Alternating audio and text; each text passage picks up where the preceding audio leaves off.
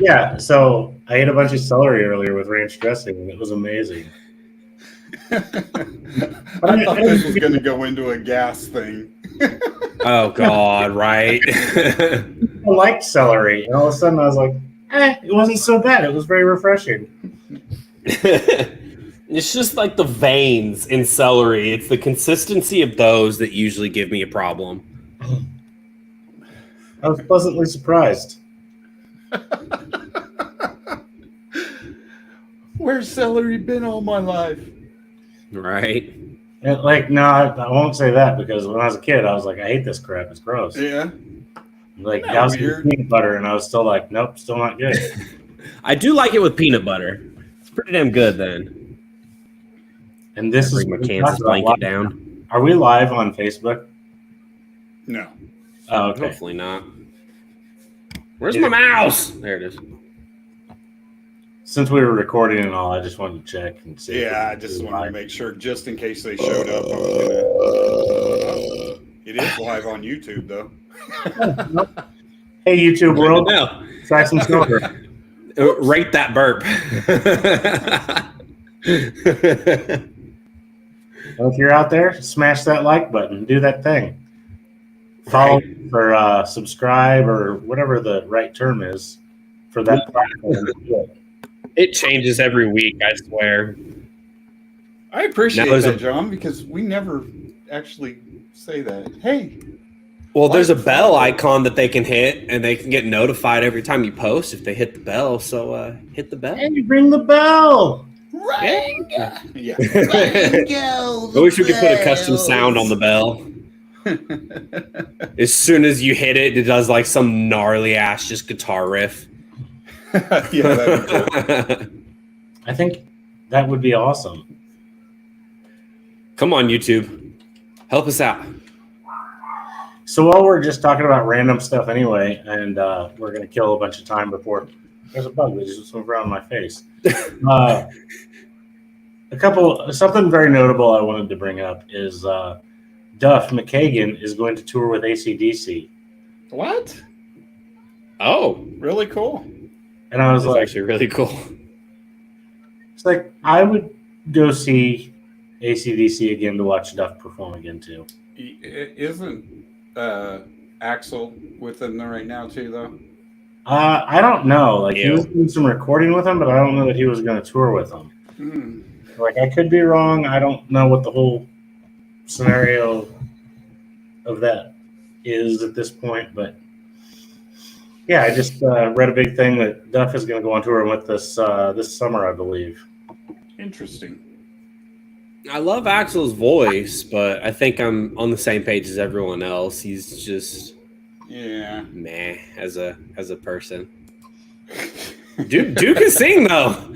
Dude can sing. He can, and I will say that he can still sing, but he definitely is not the Axel of 1989 singing his 1989 songs anymore. Hasn't he gained weight since, or has that come and gone? I think it's kind of come and gone. Like, as expected by anybody after, 30, 40 years. You put some weight on, but... And being big he in was really heavy in the 80s rock. I've seen some things with him here lately, and it looks like he's lost the weight.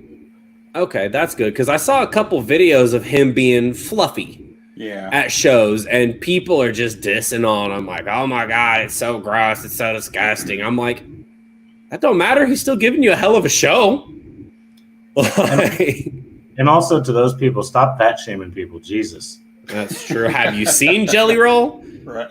Yeah, no shit. That's one of the greatest artists today, and he's not skinny, and there ain't shit wrong with it.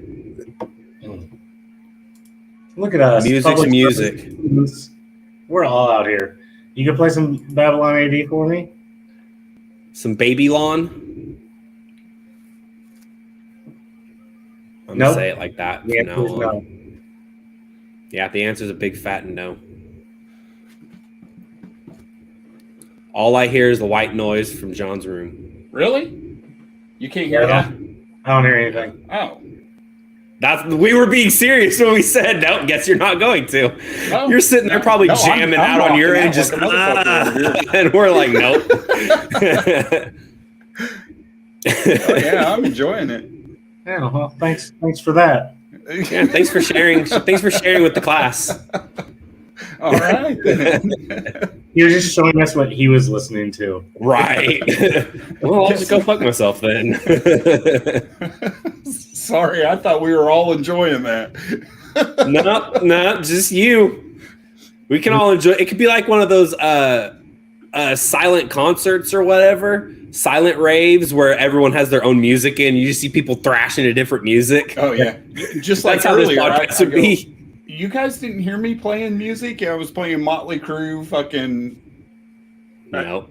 And you guys just kept on talking basketball, and I had it down really low. And I could hear you guys, and it was just background music. And I thought you guys were digging it. Okay. Sounds like you're having a great evening. Yeah. And leaving us out. I think you should leave the music to Ashton because it's not working.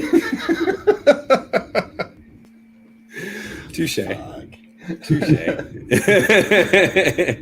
They're gonna like this. I'll just put a little music in the background and see if anyone notices.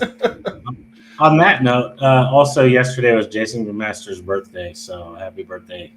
Oh, hell yeah. Yeah, that's cool. What's he doing here lately? Didn't know about that. Dangerous toys. Just some dangerous stuff. I think I saw something. Dangerous Heights. One of his other side projects, he was doing something again too, like Watchtower or something, maybe, possibly. I don't remember what I saw the post of. Hell yeah. So, he's always doing like 3 things at one time. Yeah, he is one of the busiest people I've ever seen on social media. Him and Tyson Leslie. Tyson's probably the busiest person ever. Right. I'm pretty sure Tyson did the Monsters of Rock cruise, and he left that cruise and flew somewhere else to get onto another cruise. Oh, shit. And from what my buddy was telling me, like, he's doing 4 back to back to back to back. That sounds nice, though. If I could do 4 cruises back to back to back and be invited, oh yeah, I'm cruise hopping. I'm gonna guess it loses some of its luster though when you're working the whole time and you're just continually going from boat to boat. Like, probably it loses some of the appeal. I don't know. I could see that, but it's one of the things I would like to experience. It's like people who say, oh, money doesn't buy happiness. Let me decide that for myself. Yeah, like, and we'll talk. Buy me a pinball machine and I would be happy. That's what I'm saying. It's kind of like when we went to Vegas to go see Ozzy, and we're like, he may not show up, but we're still in fucking Vegas. What the fuck? Who cares? Exactly. Exactly. It's still a win-win. Come on now. Guess who didn't show up? Me. I was not there. Same. Still not as bad as Sharon missing out on Linkin Park. Dude, I was just talking about that yesterday. A guy at work is like, my favorite band was Linkin Park, and I was telling him about that.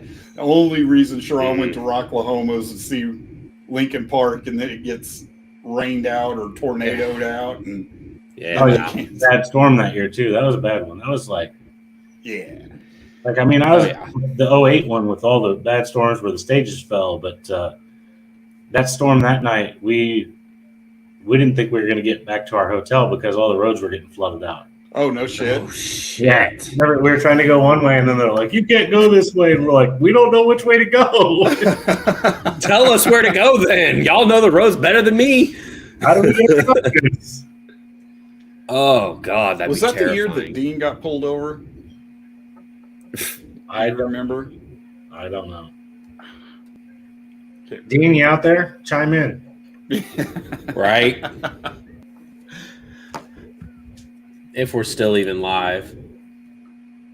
Oh, it is on YouTube.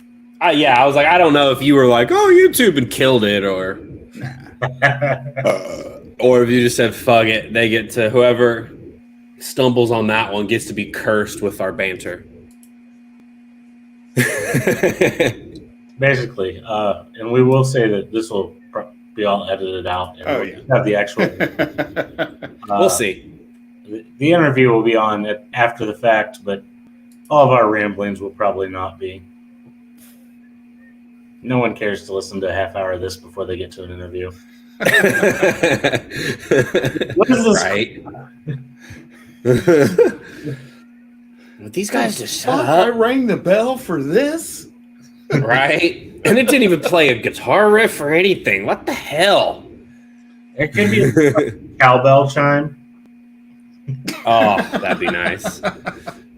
I'd be sitting there just ringing the bell all day. Be like, Ashton, you subscribed to 4,762 pages in one day. More cowbell. Whoops. Whoops. Now I'm getting notifications every like 3 seconds. Let's see this. Now, what is going on with my clip? You can hear that? I can't hear it. I can hear it. Oh my God, everything. All your stuff is messed up. It's all just the opposite.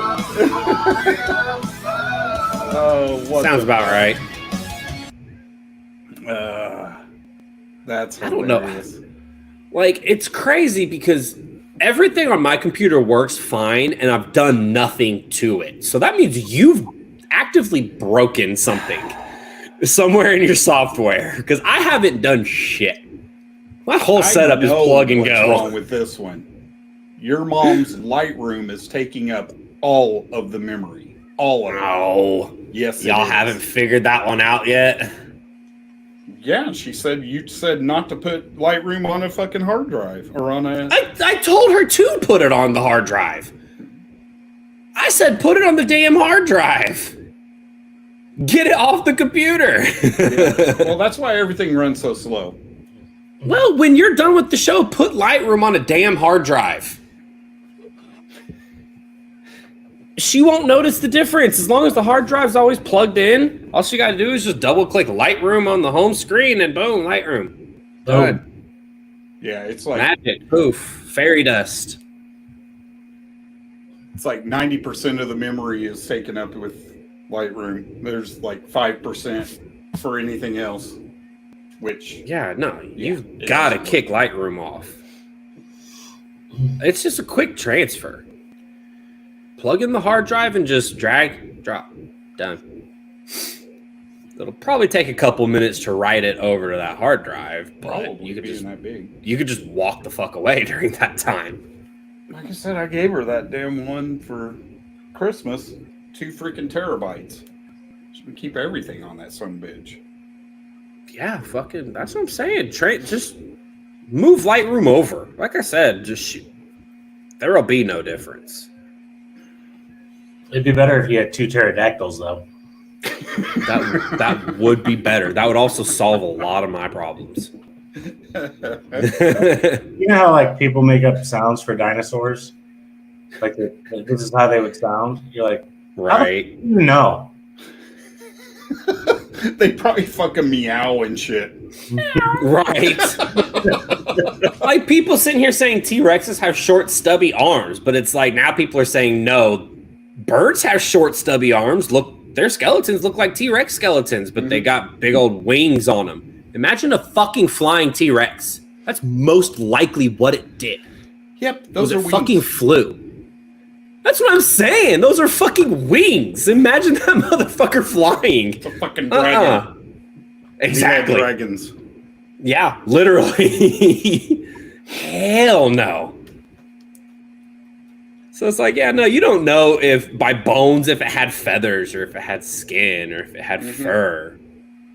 Don't tell me that. Or if it had boots with the fur. Boots with the fur. God damn it.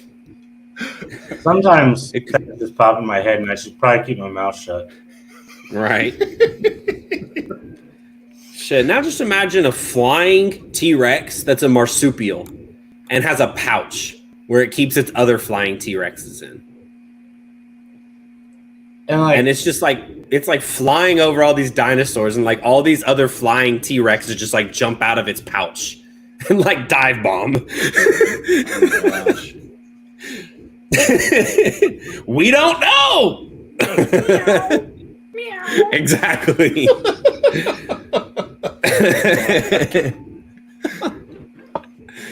I really hope this gets edited out. That would probably be a fucking TikTok clip right there. Just us being stupid, talking about a fucking carpet bombing of flying T-Rexes and meowing. And what's the T for or the P for in pterodactyl? It's useless. That's true. Yeah. Yeah. It don't serve no purpose. Must be another language. Pterodactyl. Nah, English is the only language. Yes, dear. Oh, God, we're in trouble. Love you too. Probably like, oh shit, sorry. It's exactly what he said. I'm sure she's just getting ready to come home, or she might have just pulled in because I can hear my alarm system upstairs going off. Oh shit. Yeah, 3 chihuahuas. I should probably go and disarm that, but fuck it. 3 chihuahuas, my alarm system. Yeah. Oh, so disarming it is punting them all. Hey, that's not nice. Oh God, I broke something. Oh, yeah. You've met my puppies. They're adorable. Oh. This is what I get for trying to manually adjust. Since we have probably at least 12 minutes, I'll be right back, guys. Okay. Please talk ridiculously amongst yourselves. Actively speaking ridiculously amongst ourselves. Yes, that. Dude, I just looked in the reflection of my guitar and I was like, I can't hear the music at all. So fucking weird. You know what music I can hear though?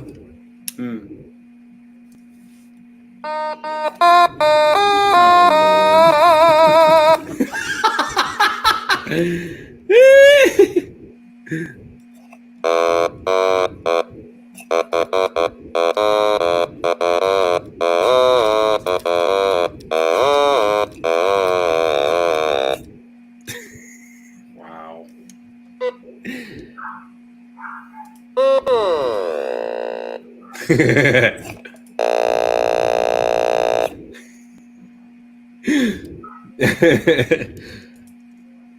You wish you had an automaton.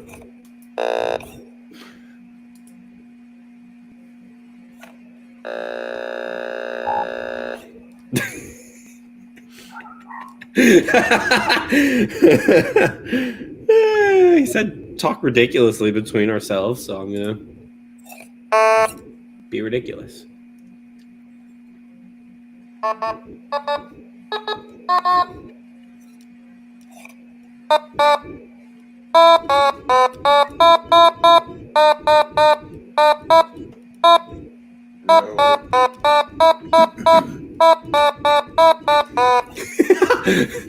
That last one was a little flat. My bad.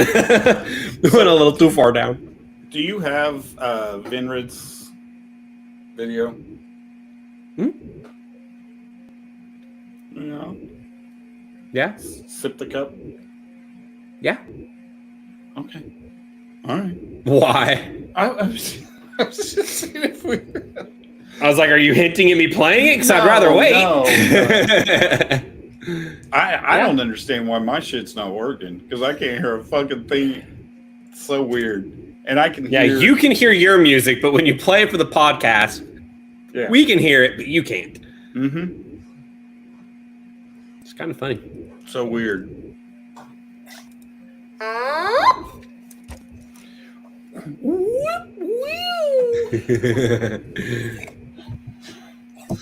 Was that what you were playing when I walked away? Because it was.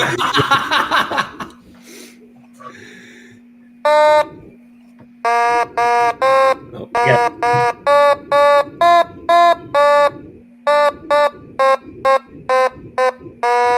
Yeah. Can you play some rock and roll? Mary did have a little lamb.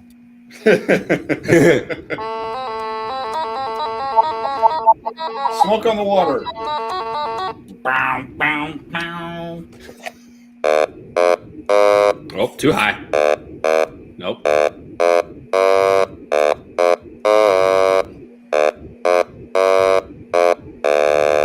there you go. There you go. See, that's rock and roll. First time everybody learns how to play on anything. No, mine was one of Dead or Alive.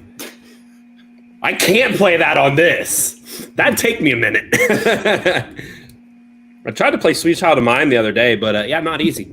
Not easy whenever I don't have frets. It's like a violin. It's why I can't play the violin. I got a piano. If we get that bored, I can play the piano. Well, there you go. We'll just have the Ashton Music Hour. That would be a video that needs to be deleted and burned. There's a reason I don't do music.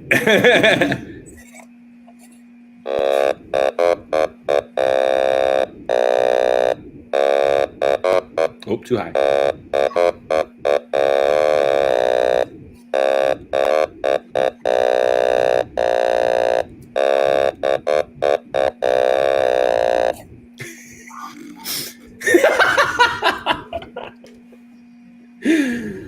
I'm trying to think of simple shit to play.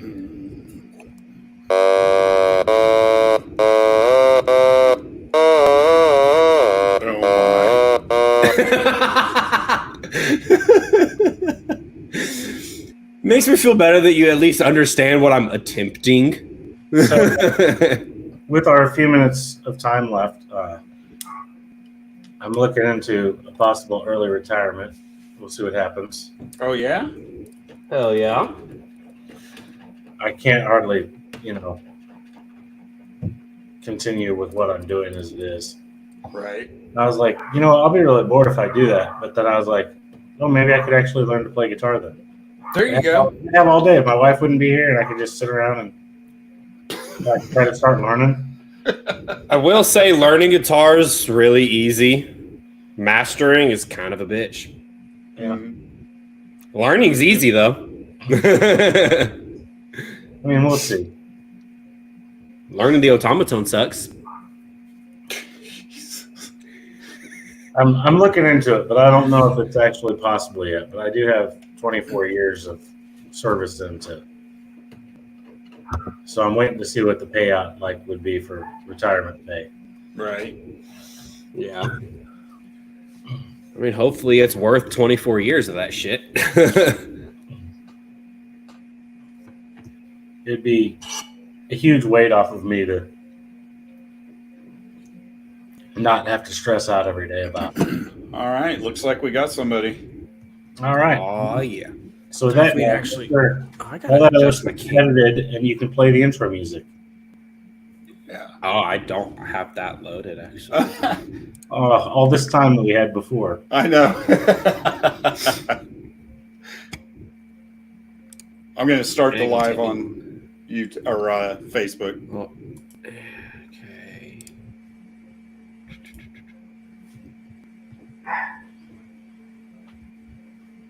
Hey, what's going on? Can you hear us? I can hear you. Can you hear me? Yeah, sounding good. Sounding good.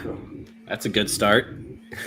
Yeah, let me just try to get my head in the center in the camera. Okay, cool. Okay, so who is everybody? Who is everybody? Well, I'm Randy. I'm in Oklahoma City. Yeah. I'm Ashton. I'm also in Oklahoma City. Cool. And I'm John. I'm in Topeka, Kansas. Oh, in Topeka. Cool. All right. Well, I'm Van of the Van Ray Rock Band, and I'm in Las Vegas, Nevada.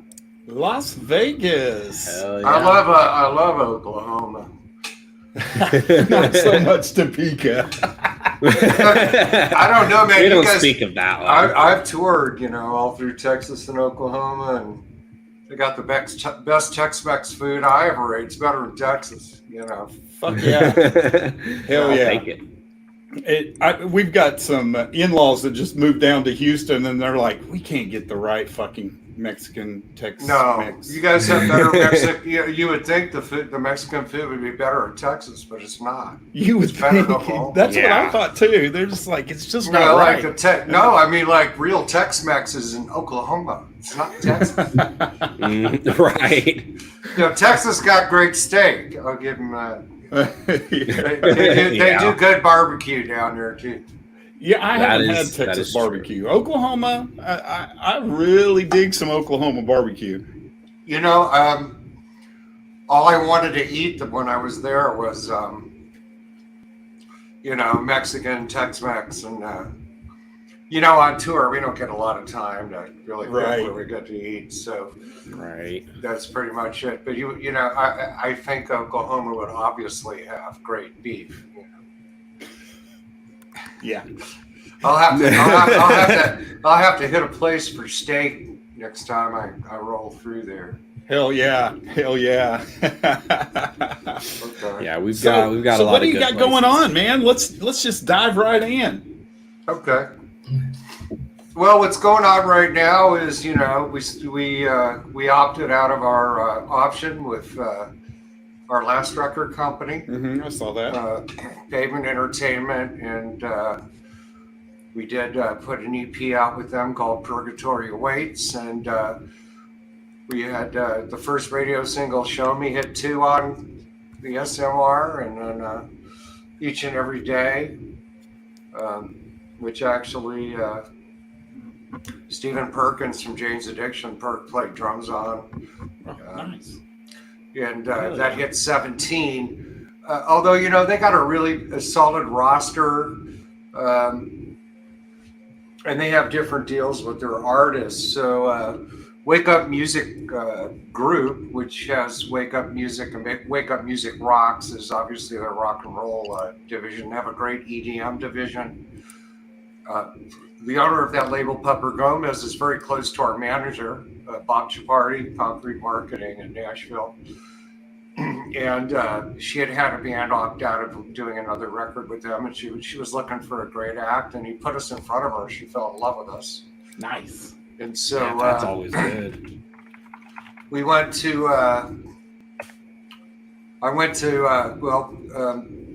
The guy who writes our music, Jason Womack, my guitar player, we formed Venray together in 2009.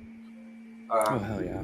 He's the bass player for Juliet Lewis and the Licks, although, they all kind of quit the band years ago, and we put Venray together. And they do occasionally get back together and do some one-off shows, but he got colon cancer. And so, we had to tour. We toured all summer with Buck Cherry and brought in another guitar player. My bass player, bass guitarist, is amazing, Gabe Masca. He's an American citizen, but he's from Rio de Janeiro, Brazil. And his childhood friend, Edgar Nieta is like killer guitar player. So we did the tour with him, and Gabe did the backing vocals.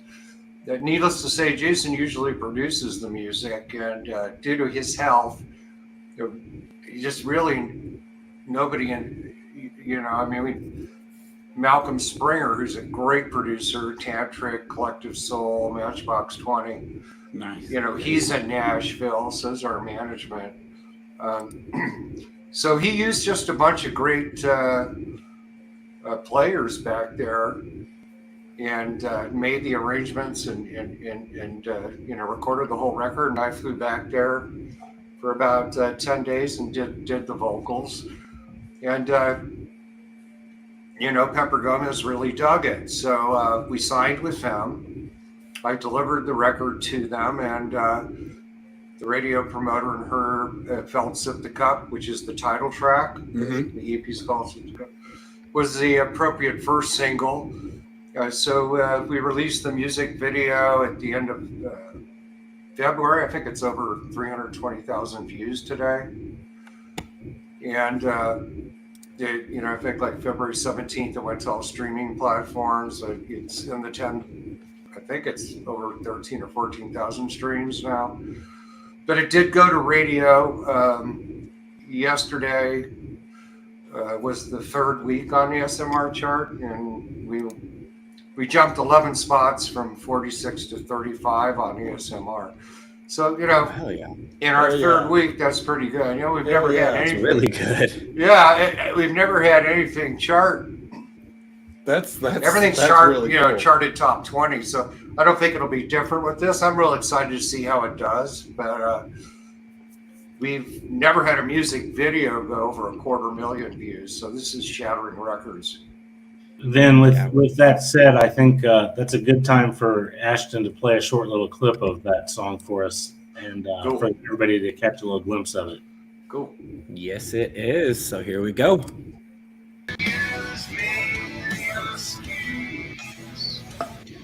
Repeating all these things as different meanings.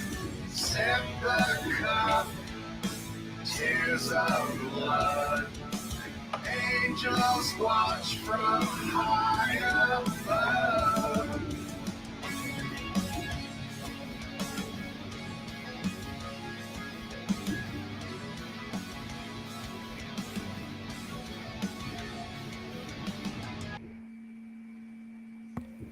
Just a little bit of a teaser.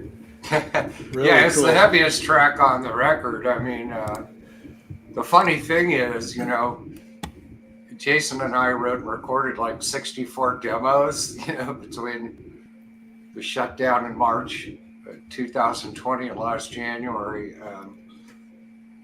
And so, and we probably had 73 or 4 songs to pick from. So holy shit. So we narrowed that down to 8, then narrowed that down to 6.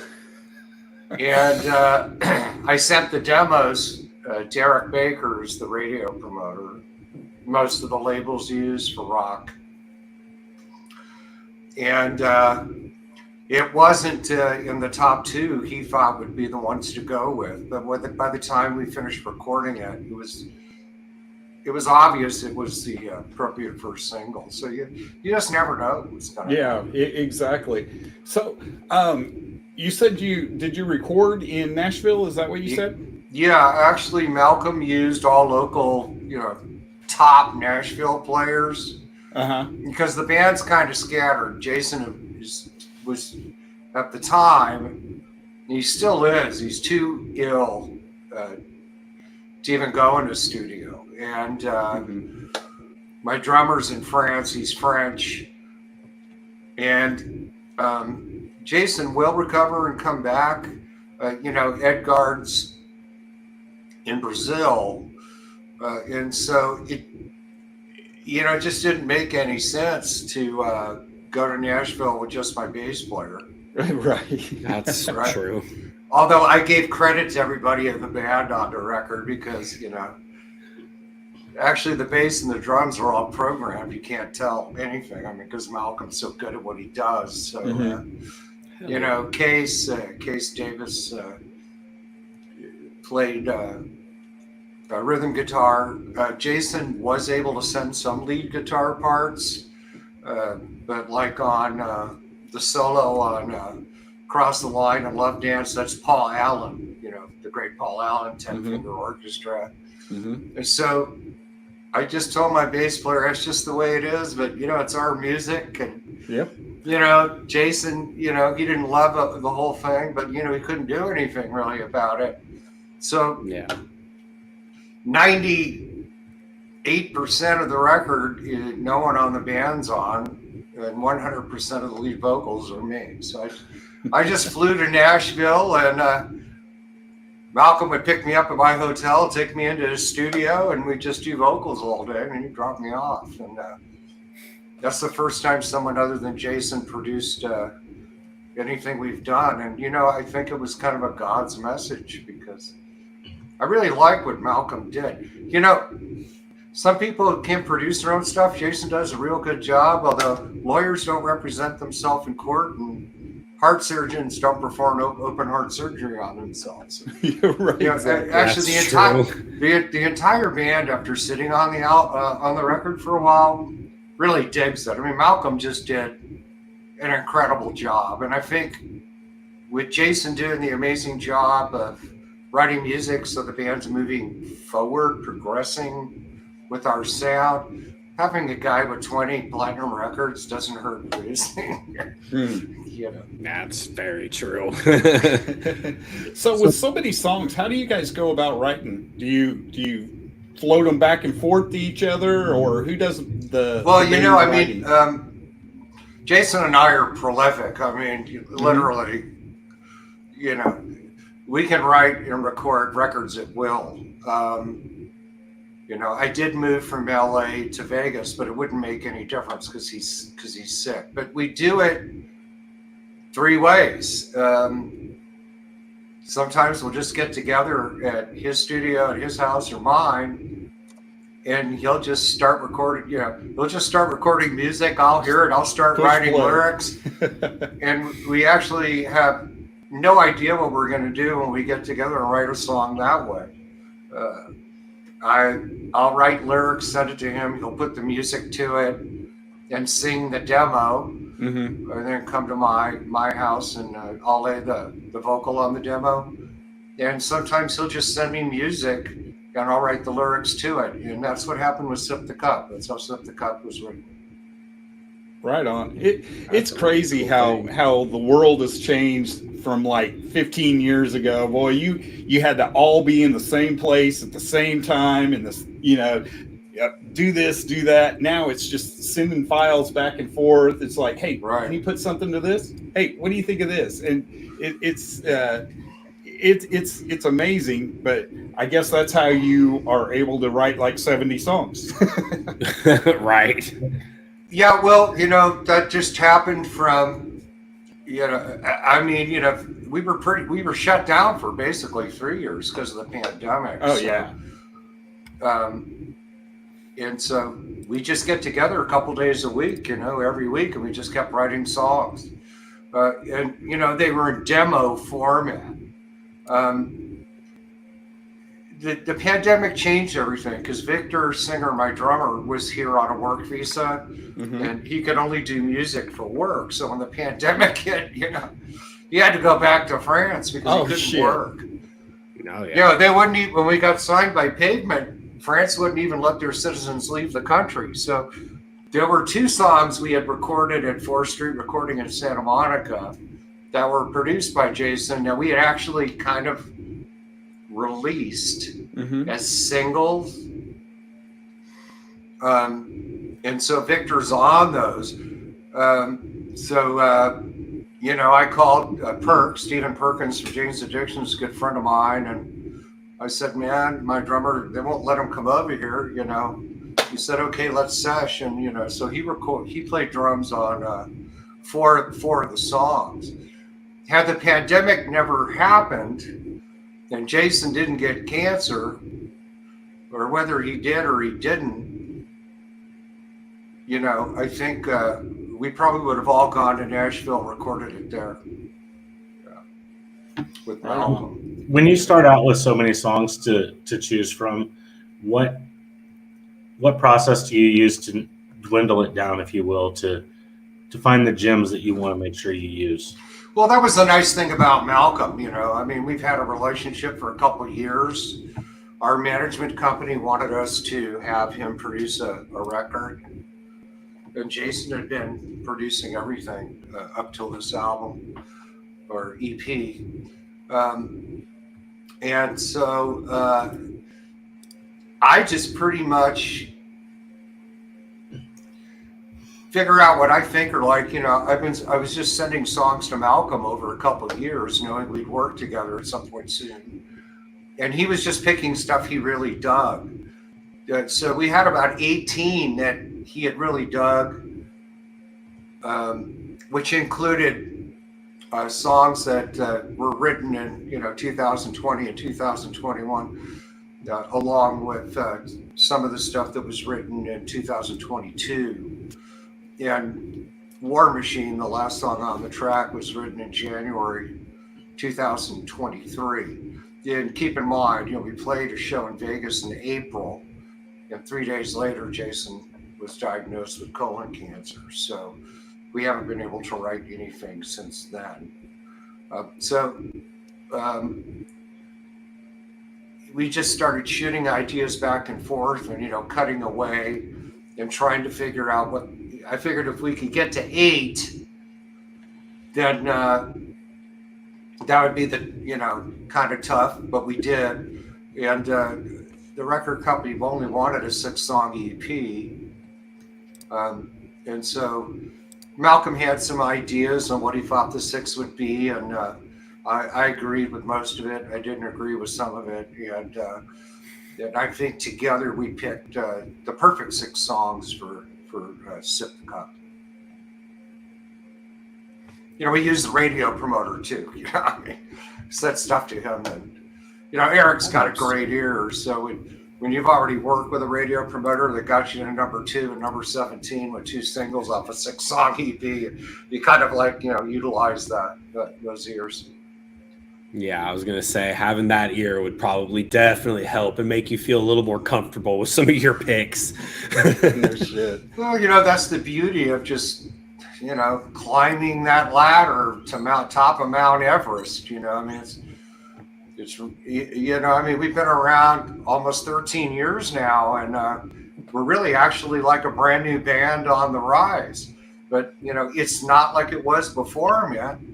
Yeah, it's not the Sunset Strip, 88 to 90, where you've got AR guys from all the labels in limos going out to some fancy dinner on a company and stopping at the Whiskey or the Viper Room or the Key Club, or the Troubadour in Hollywood. Yeah. And listening to bands, and, one of those bands that night wakes up to, a record contract in their fax machine. It's over, I mean, it's like it's 5 or 6 records in 10 years now to really get anywhere. Mm-hmm. It used to be, 2 to 4 records in 5 years. When Nirvana and Pearl Jam broke, people reaching the masses quickly like you could in those days. That's on social media. Makes some stuff light up quick, but it just, whenever it's saturated like that, anyone can just say, oh, hey, here's 20 songs out to the masses. It's like they've got to kind of turn their ears off to most people now, which kind of sucks. Yeah, it does. But in the 90s, all those grunge bands, people were like, they thought they were like an overnight success. They just got a deal, put out a record, and they didn't know they had 4, before. Right. Today, it's very, very difficult because when things went digital in the early 90s, with the ADAT machines and all that, and, obviously, all the streaming services. Yeah, everybody's on SoundCloud. Your buddy you work with at the grocery store has his own channel on SoundCloud. Hey, check me out. It's crazy. Yeah, nobody buys records. Pretty much. In rock and roll, if you sell 10,000 physical units, you're in the top 1%. Really. Oh, shit, yeah. I think Motley Crue a few years ago put out a record, and they sold 95,000 units and went through, they were excited as heck. I mean, that's the way it is. It's not country or pop.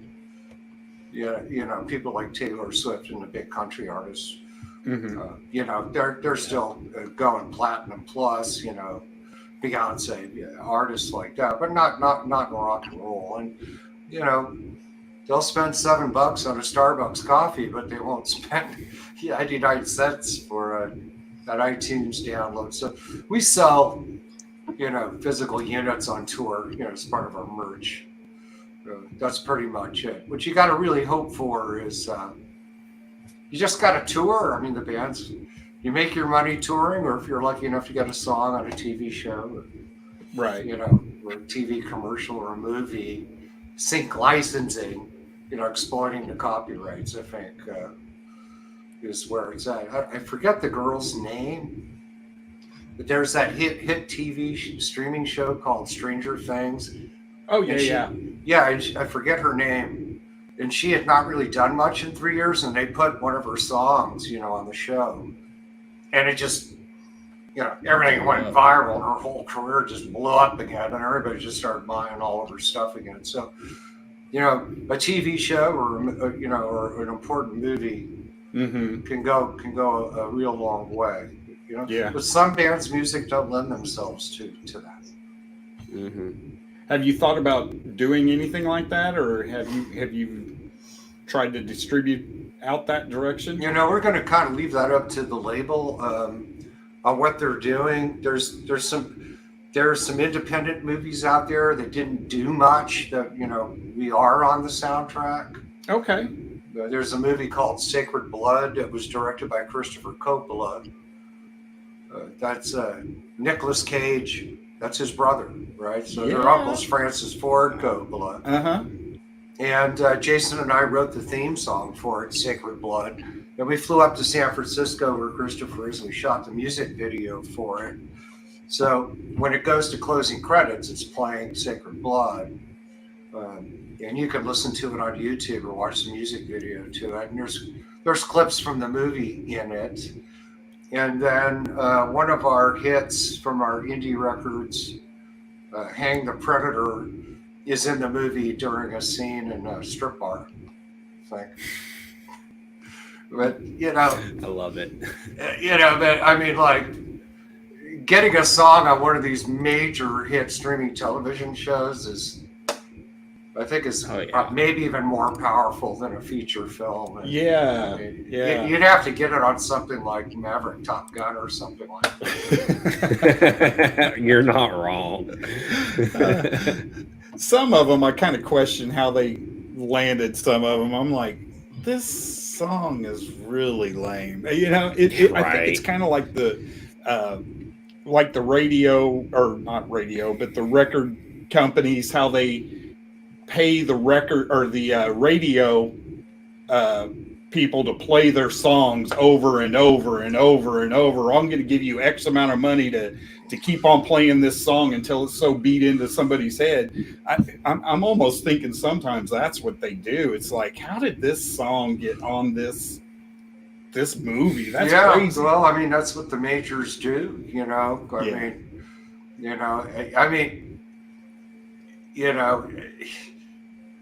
that's why to go from 46 to 35 on the SMR, look who's on there. I mean, everybody's on it. You're competing with every AAA list name out there. There's not a lot of room for new bands on the rise to get anywhere. And you're competing with them pumping a ton more money than indie labels can pump into radio. I don't know if the old school payola days still kind of exist. Although I will tell you this. When it comes to all of that and film and sync licensing, it's who you know, man. Yeah. Oh, yeah. You know what I mean? You're probably right. It's really who you know. I mean, we've been up for tours with bands that we fit perfectly with. And at the last minute, they take another band that has no business being on that tour. And, it's because of who you know. Yeah, I don't want to mention any names or anything like that. No, I've definitely seen it. You go to a show and you're just like, this doesn't even fit. Why are they? This is crazy. Some bands don't want to take bands on tour with them because they don't. They think they're too good. Yeah. True. There's bands like that. You want to have a great direct support band. Oh, yeah. And because that's going to make you great, right? Absolutely. So if you've got a rock band out there before you that's killing it, then you're going to come out and totally embarrass yourself, or you're going to take it up another level and give the fans their money's worth. And, our job is to do that. And I think we've done a real good job of that. It just makes everybody better. Oh, yeah. I have a couple important questions to get through. Number one, if anybody's looking for your guys' stuff, where's the easiest place for them to find you guys? Well, the easiest place to find us is to go to the band website. It's pronounced Venray, but it's spelled Venrez. So venraytheband.com, VENREZ, theband.com. Go there, join the email list. You can see it right there next to the video. And that's the best place to get all your news on us and be up to date on everything because you're part of the email list. And of course, we're everywhere. You know, we're on YouTube, we're on Spotify, Deezer, Apple Music, whatever your favorite streaming thing is. Ashton, good job, because that was like on cue. I'm proud of you. As soon as I heard you talking, I was like, all right, get it ready. I know it's coming. So what they say an octopi, you know, an octopus has 9 brains, right? So your show has 3 brains going.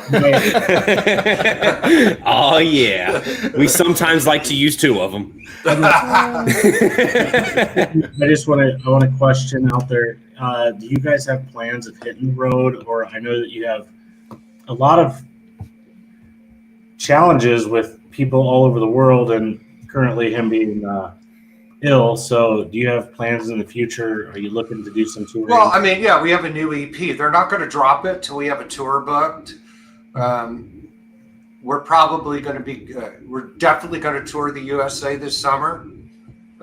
Sometime in June, I would say that we'll be going out. Oklahoma? I can't really. Topeka? Well, I can't really talk about. Damn it. I can't talk about worth the a bands. shot. I can't talk about the bands that are the people that represent us or in talks with right now. Do they like Tex-Mex? Yeah, they Well, I know the place. You guys got to talk about, you know, shunning Oklahoma, because, you know, every single tour through the mid part of the country always has at least 3 to 5 shows in Texas, but they don't always roll through Oklahoma. Yeah, you're right. You're right. Yeah, you know, and I'm really not quite sure why. Oklahoma City used to really kind of be a really good music mecca, and then it just people stopped showing up, and the money just wasn't there, and the venues started closing. So we do have some fairly big venues still that are still going strong, like the Diamond Ballroom and things like that. But they've pretty much just. We're going to get on the biggest, longest USA tour we can, starting in June. And then we'll be going back to the United Kingdom and to mainland Europe for November, December. And then hopefully next year, you know, I'd like to be on tour all year, USA, UK, Europe, and then I'd like to get South America and Australia in the mix. That'd be awesome. Actually, a streaming television station thought that my story and the band story was very interesting because, you know, I started the band very late. Yeah. And nobody's really done what I've done as far as starting a band as late as I have and accomplishing what I've done.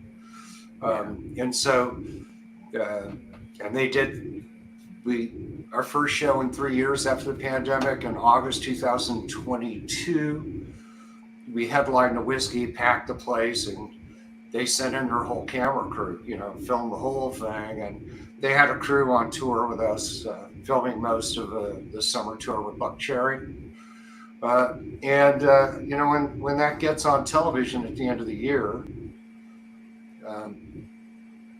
and I can't say who's going to narrate it, but it's some huge rock star. So maybe that will help us propel to being able to open for bigger bands or headline or potentially even a Las Vegas residency in 2025. We'll have to see what God planned, you know. But yeah, we're going out in June, brother. We're going to bring it. Love it. We're going to bring it. He can't say who it's going to be, but I'm going to guess it's going to be Gene Simmons narrating it. John, you know, it's somebody really close to that. But, you know, I've signed all these NDAs, so I wish I could say, but I can't. But you're not that far off. You're not that far off. When you find out, you'll know what I'm talking about. You're like, yeah, he wasn't wrong. I was close. So why do they call you Sergeant Sleaze? It was a nickname I got from a band friend of ours many years ago, and really? he gave me the name, and I just stuck with it. I thought maybe he'd play tambourine with Pretty Boy Floyd or LA Guns. I wish I did. That would be a better story. That would be a way cooler story. And then I would, those '80s sleaze bands, right? And that's who basically are touring like crazy right now, doing really, really well. Yeah, for real. But Tracy Guns got back with Phil Lewis, and LA Guns has just gone to a completely different level. Faster Pussycat. Yep.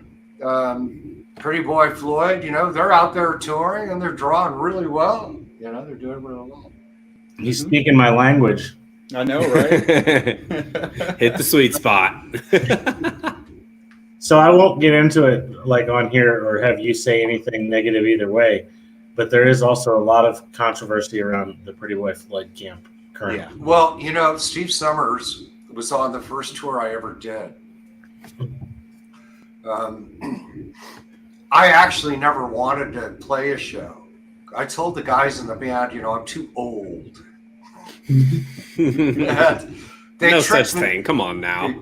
It's never too late to rock and roll is the name of the documentary.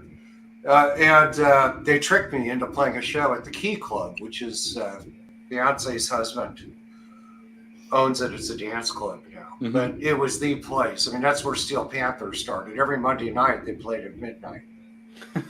And Jason is in Petty Cash. So downstairs, Petty Cash would play from 10 to midnight. And then at midnight on Monday night, Steel Panther would play.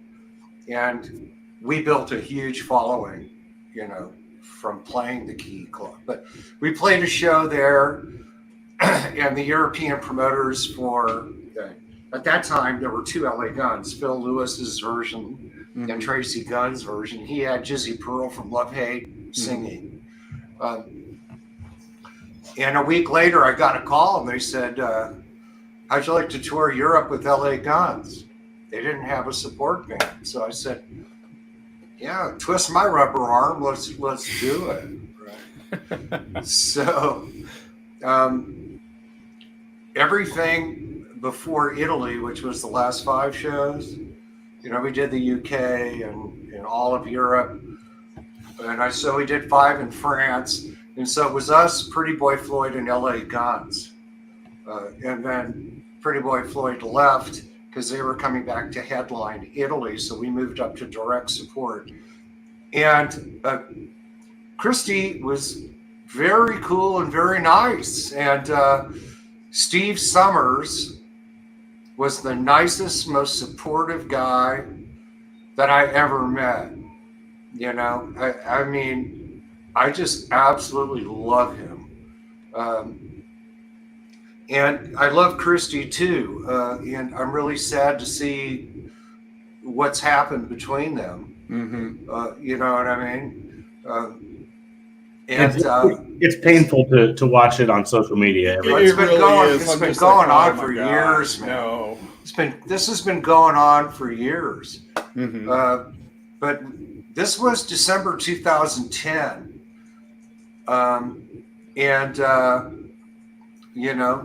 Everything was great during that particular tour, but I was green. It was my first tour. I had no idea how I was going to be received. And as a fellow lead singer, Steve Summers made me feel like I belonged. He just made me feel so comfortable that I went out there and just killed it every damn show. And he knows it, and I love him for it. And I like Christy too. And I'm sorry to see what's going on between those two guys. I can't take sides on it. It's not the right thing to do for me. But they both, and I haven't talked to Christy in a long time. Steve and I stay in contact with each other. But they were both cool as fuck to me, man. I don't know if I can cuss on the show. Yep. Can you cuss on the show? They were just, they were awesome. And, they put on a really good show. I think it's sad for the friends that Christy's not on stage with Steve. And you never know what could happen. Look at Slash got back with Guns N' Roses. Tracy got back with Phil Lewis. anything's possible. We'll have to wait. I don't know about this one. well, I think this is the thing musicians need to understand. Fans really go with the lead singer. Yeah. Because Phil Lewis totally outdrew Tracy's version.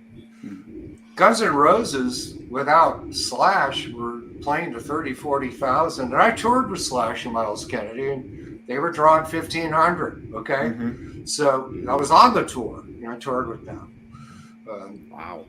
And, so the fans, they really follow the lead singer, and they really do. And, maybe... Christy just took some exception with that because maybe he had a lot to do with forming the band and a lot to do in the early years. I really don't know, although I'm not quite sure of what fractured these guys. I stopped reading all the social media stuff a long time ago because I just don't even want to deal with it. Right. The Metal Sludge articles and all of that. Although, maybe Christy's somebody, you just can't get behind that truth. I don't think the Slash had an issue with it, and certainly Tracy figured it out too. Yeah. And, Tracy made a good move getting back with Phil. Mm-hmm. And Axl made a good move getting Slash back. Yeah, right, it's true. I agree so much on both of those. And I do need to see LA Guns again with them back together. Mm-hmm. Well, it's a completely different thing. And we did. I toured with Tracy's version twice. We did December 2010, UK, Europe. And then we went back and did it again in June in 2011. And then 2012, we did our first USA tour ever, January, February with Fuel. We even played the Super Bowl Village show for 80,000 people in Indianapolis. And then we went on tour with Alice Cooper that summer, and the next summer with Slash, and we blew up. That's really how it all started for us. Oh, yeah. It's not a bad run. That's a pretty solid run, really. It really is. Yeah. Well, I have a very special place in my heart for Steve Summers and Christy because they made me feel like I belonged. They made me feel like a rock star. And just the way they treated me, I had no nerves at all. Also, Danny Nordahl, who goes by Tender, the bass player for Faster Pussycat, and especially him in Summers. Chad Stewart, the drummer for Faster Pussycat, that rhythm section was lent by Tammy Downs to Tracy for that tour. And Danny Nordahl, the bass player, who goes by the nickname Tender, he just kept staring at me when we would have these meals, the venues would all be in his room and he'd serve us all this food. He kept staring at me and smiling. And so eventually, I don't know, after 3, 4, or 5 shows or something, I said, hey, Dan, he says, call me Tender. I said, hey, Tender, why do you keep staring at me and smiling? And he said, because I'm cool and I want to play bass for your band. But I love your bass player and I would never do that to him. So, those guys were a big part of me feeling confident and comfortable and going out there and being able to make a lot of fans and have a lot of great opportunities that continue to come my way. And so Christy Majors and Steve Summers, the Pretty Boy Floyd, Tracy Guns of LA Guns, and Danny Nordahl Tender and Chad Stewart of Faster Pussycat. Those guys had a profound effect on my success. Nothing but love for all of them. Awesome, man. Awesome. Love to hear all that. I mean, sometimes you just don't know because what fans see, it can be a totally different thing, and it's good to hear that these guys are really decent human beings, man. I will say it is. I mean, there's a lot of egos involved. You just don't know. you know, the history of it. I don't know what's happened between the two of them. Although, you know, my guess is, because I know Christy was trying to do a lot of solo stuff after we got back from that tour. But the bottom line is, you know, you're not Tracy Guns, who's one of the top 3 or 4 guitar players around. You know, I mean, and so you're not Slash, right? And not to say you're not good, but you know, the star of Pretty Boy Floyd in the modern day world is the lead singer, Steve Summers, and you know, I don't understand why they're not all enjoying themselves, you know, killing it together. But Steve's bringing it, you know, he really is. Yeah. You know, he's down in Brazil right now. And, you know, they're out touring all the time. They're making a lot of money and they're drawing big crowds. Really cool. It just warms my heart. I've had the chance to meet all of those people that you've said, and they were all super cool when I met them. Like, I think at least twice for each of them that I've encountered them with Christy and Steve in different settings, if you will. One time, I believe they were actually together in 2010 when I saw them.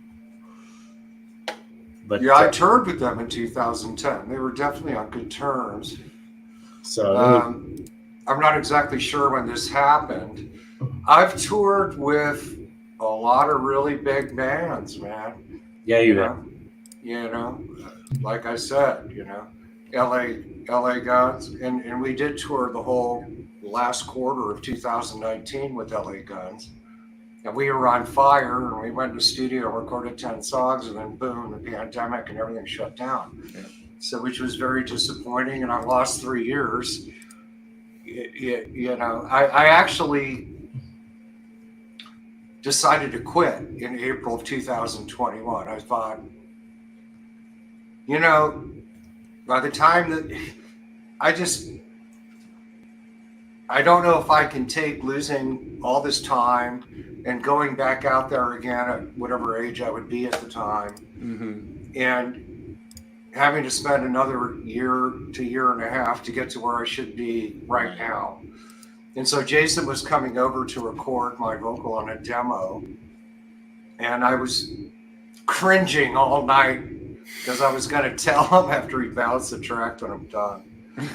And so I went back upstairs to my recording studio because he goes, oh, I'm bouncing the track right now. And I jumped on my computer and I checked my email, and there was a recording contract offer from Pavement Entertainment. I just laughed at myself. I said, hey, Jason, we just got offered a record deal, right? And then I thought to myself, you know, there's been divine intervention throughout my life and this band and my career with the band. But if that wasn't God speaking, I don't know what was. And so I literally, in that moment, went from being done to understanding that things were just beginning. Sweet. You know, and look, and you know what I mean? So we got a deal. I got Jane's Addiction's drummer, Perk, drumming 4 songs on it. I got a number 2 and a number 17 charting single off a 6-song EP. When has that happened? Not since Jar of Flies with Alice in Chains, brother. The biggest selling EP ever, you know. I'm proud of that. I am a humble guy, but I mean, I'm proud of that. And, you know, God's work and Jason writing great music, and hopefully I wrote some great lyrics, and you know, just having great players on stage with me. And we toured all summer with Buck Cherry, and then we got a new record deal and a great label behind us, and we got a new single out that's doing well. The music video is doing well. So, you know, it actually just all began in 2021, not 2009, actually. But, you know, I've toured with Elvis Cooper, Michael Schenker.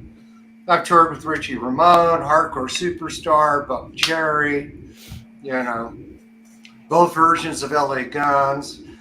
Done a lot of shows, and everybody's been nice and cool as fuck. Everybody.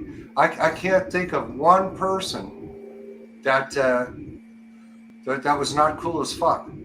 In my entire career, I've never toured with anybody where there was some jerk off or some asshole. No one, ever. No one. Everybody's very cool. Awesome. Yeah. There's been some there's been some direct support bands when we were third up.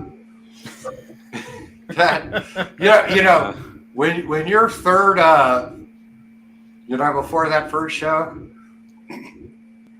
you're all in the dressing room, the third up and support band are in a room together, the headliners in their own room.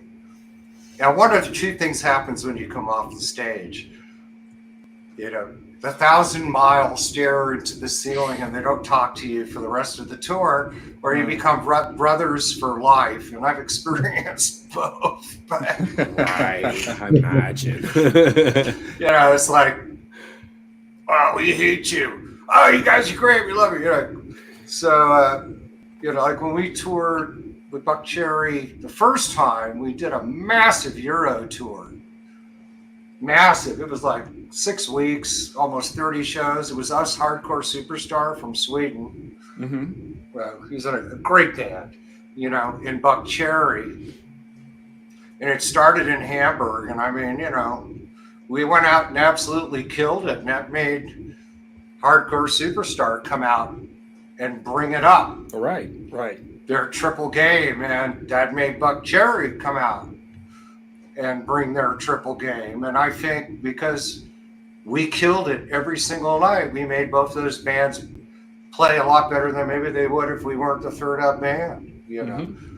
But the one band that didn't talk to us, like 7 or 8 years later, I became very close and good friends with the lead singer. So it all worked out. Very cool. Very cool. Awesome. Well, do you guys have anything else? Sorry, I talk a lot. No, you're good. There's nothing wrong with that. This is probably just due to the subject matter and the bands we've been discussing. It's just been the best story time ever for me. Oh yeah, yeah. So, because I've toured and been around a lot of people in bands that you really like. I got to tell you though, they got some great fans in the Midwest. I think on this Buck Cherry tour, we played a show in Fort Smith, Arkansas, and which I think was a tie for the two best shows I've ever been a part of. These people were crazy. Yeah, I mean, that's a lot of good stuff. The tour manager's out on stage checking my mic and my vocal effects box, and they're screaming their heads off. And I'm backstage like, what the fuck is going on out there? Because usually they have to wait for you to start playing because they don't know who you are, and they just wanted a rock show, man. And when we took the stage, man, I'm telling you, man, that was 45 minutes of it was crazy. The other one would be that Euro tour with Hardcore Superstar in Buck Cherry. We were playing Alcatraz in Milan, Italy, which is where everybody plays. Mm-hmm. And it was a Sunday, and it was winter, and it was snowing, and they lined up and stood for 3.5 hours on a Sunday, sold out, 5,000 people. Yeah. Lined up for 2 miles, man. I'm not kidding you. Wow. Just to get in and get up as close to the stage as they possibly could, And we had toured quite a bit in Europe prior to that, and especially in Italy, we're really well known. We can headline there. There are some countries in Europe, in Scotland, we actually can headline. And we took the stage. They went crazy. And that was the first time that the fans were singing my songs back to me. And it's like the first time your child looks at you and says, "Daddy." Right. I can imagine that. So awesome. They were, so that show in Milan and the show in August in Fort Smith, Arkansas were the two most amazing experiences of my life. And of course, playing to 80,000 people in the Super Bowl Village in Indianapolis. Yeah. Super Bowl. Yeah, I bet that was amazing. That was just, yeah, my bass player and I were rather new to the game. You know, Alex Kane was second guitar at the time, and Jason was first guitar, and Alex is from, you know, Life, Sex, and Death, and my drummer was Ed Davis at the time from Juliet Lewis and the Looks. So Jason and Ed and Alex had played crowds like that more times than you could count, and we only had a 30-minute set. The NFL paid us, and they wanted us to play for an hour, so we had to add all these songs that I hadn't sung in a year or two. And there were some songs that the band had never even played together. They were just songs Jason and I wrote, right? So my bass player and I are like walking on the tour bus, looking out at all those people. Jason, Alex, and Ed don't have a care in the world, you know. And I went out there with my butthole puckered tighter. I mean, you couldn't even get a dime up there. And we killed it, man. You know, we killed it. We played the full hour. Everybody killed every song, not one mistake, musically or vocally. And you know, it's hard to remember all the shows you do. So I think, you know, there's three that stand out, and I've talked about all three of them. I used to ask Eddie, because I started researching Juliet Lewis to see who my guys, what they've done. And I'm looking at all these shows they're playing for 20, 30, 40,000 people. And I'm like, hey, Eddie, that show you played here, then, you know, that was amazing. What did it feel like? He goes, I don't remember. And I didn't know what that meant because I was so green, but now I do. Now I know.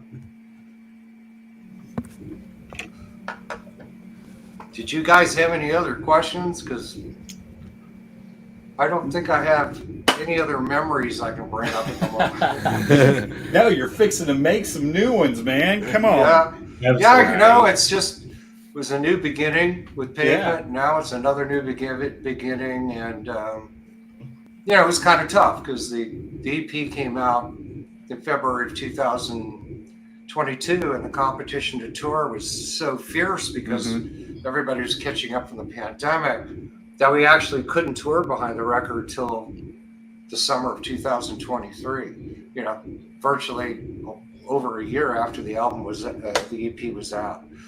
So we're doing it right with right on Wake Up Music right this time, right? They know, everybody knows what they're doing. So yeah, but America, we shall see you in June. That's right. I just can't tell you where or with who. Oklahoma Tex-Mex. That's all I got to say. Come on, I can say for sure that I think we'll probably be rolling through Texas. I'm sure. Maybe Oklahoma. You never know. Good stuff. But as soon as the tour is announced, you will know. That's for sure. We'll hook you up with a steak in Oklahoma. How's that? Let's go do it, brother. What city are you in? Oklahoma. I'm in Edmond. Edmond, right? Yep. I don't know where we play in Oklahoma. I can't remember where we played. We did 3, 4, 5 shows in Oklahoma, but that was, 2012 with Fuel. Yeah. So I can't remember where we played. All I remember is I'd leave the tour bus and take a walk and find the closest Tex-Mex and go eat something, you know what I mean? Instead of the garbage that was backstage. And right. And the one thing I remember about food is I went in and I ordered just Tex-Mex, and I'm like, damn, that's better than Texas, man. It was the best Mexican food I ever ate. So in Oklahoma, I hope we roll back through there. Although, if I do come back on tour, you got to come to wherever we're playing, and let's go to a good steakhouse. Absolutely. See what a big, fat Oklahoma ribeye tastes like. We can do steak, man. We can do steak in Oklahoma. Absolutely. Oh, awesome. Well, thank you so much. It's been a pleasure, and hope to see you soon in June, man. Yeah, absolutely. We should know, I would say sometime in the next 3 to 6 weeks. Okay. Who we're touring with and where we're going. And we'll make sure that you guys know. Well, you follow us anyway, so you'll know for sure. what's going on. It's been a pleasure. Thank you so much for having me on your show. Thank you so much. I do a lot of interviews over the years, but it's the first time I've done like a podcast with three gentlemen like you. It's good stuff. That's good stuff. Well, I hope to see you in June, man. June or July, baby. You know what I mean? I'm thinking June through September, USA, and break for a little bit and get on that plane and head over the pond. As they say, head over the pond and right. That's gonna be awesome. Yeah, it's gonna be really fucking cold too. Yeah. True. Yeah. You come back from those winter tours sick, you know. It's just you just hope that you don't get so sick you can't sing while it's going on. So far, I've been lucky that way. All right, gentlemen, I shall say goodbye to you all and hopefully see you on tour this summer. Awesome. For sure. All right, Ashton, you want to play us out? I can play us out in just a second. All right, here we go.